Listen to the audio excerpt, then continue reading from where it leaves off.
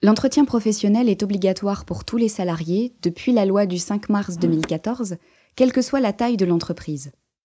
Il permet de faire le point sur les formations suivies, les compétences et les perspectives d'évolution du salarié. Il s'agit également de s'assurer de son employabilité et de sécuriser son parcours.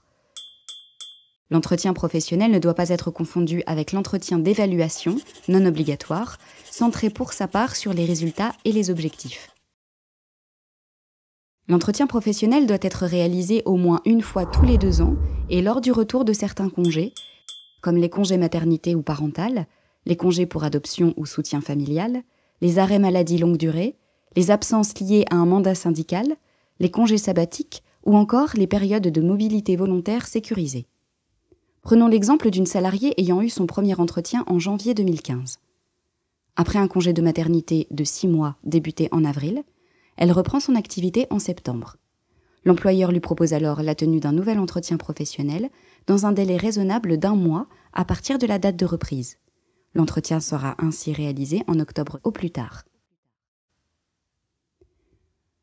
L'employeur doit convoquer le salarié concerné dans un délai raisonnable, au moins 8 jours, avant la date de son entretien professionnel, qui sera préparé en amont par le salarié et par l'employeur. Pour cela, des outils sont à leur disposition. Guides, questionnaires, grilles d'entretien. Mené par le dirigeant, l'encadrant manager ou une personne des ressources humaines, l'entretien professionnel vise la proximité avec le salarié. Il est ainsi préférable que le manager direct réalise l'entretien. Tous les 6 ans, un état des lieux approfondi du parcours professionnel permettra de vérifier si les 3 actions suivantes ont bien été mises en place pour le salarié. Le suivi d'au moins une action de formation, l'acquisition des éléments de certification par la formation ou par une VAE, la progression salariale ou professionnelle. Qu'entend-on par progression professionnelle ?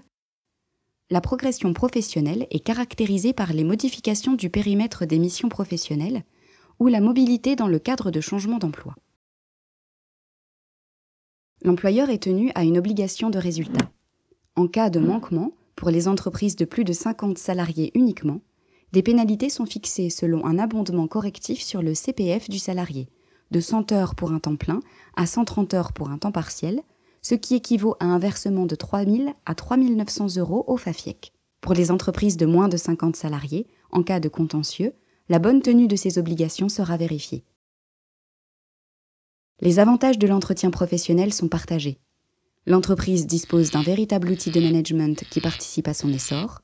Le salarié peut, quant à lui, faire part de ses aspirations professionnelles, exprimer ses besoins en formation et sécuriser son parcours professionnel.